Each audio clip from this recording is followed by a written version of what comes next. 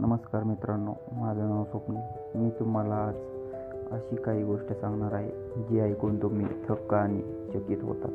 मित्रांनो, तुमच्या बाजूला असं काही कधी घडलं आहे का की शेतकऱ्याची जमीन किंवा जागा, घर शेतकऱ्याची संमती नसतानाही दुसऱ्याच्या नावावर करून दिले आहे, तेही पैसे घेऊन? होय मित्रांनो, असंच काही घडलं आहे, तेही पुणे जिल्ह्यात. मित्रांनो, एका गरीब शेतकऱ्याची जमीन त्याची संमती नसतानाही दुसऱ्याच्या नावावर करून दिली आहे पुण्यातील महसूल विभाग अधिकाऱ्यांनी.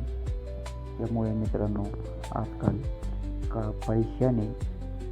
पैशाने मित्रांनो काहीही होऊ शकतं आणि माणसावर विश्वास उडाला आहे. मित्रांनो, माणसं पैशासाठी काहीही करू शकतात, हे या गोष्टीतनं आणि या घटनेतनं आज दाखवून दिलं आहे मित्रांनो.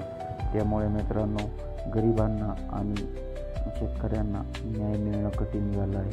आजकाल पैशाचा बाजार खूप मोठा होत आहे मित्रांनो. आणि त्यामुळे मित्रांनो, आजकाल जी शेतकऱ्यांची पिळवणूक आणि गरिबांची फसवणूक होत आहे, त्याच्याबद्दल मित्रांनो खूप दया येते आणि मित्रांनो, यावर आवाज उठवला पाहिजे.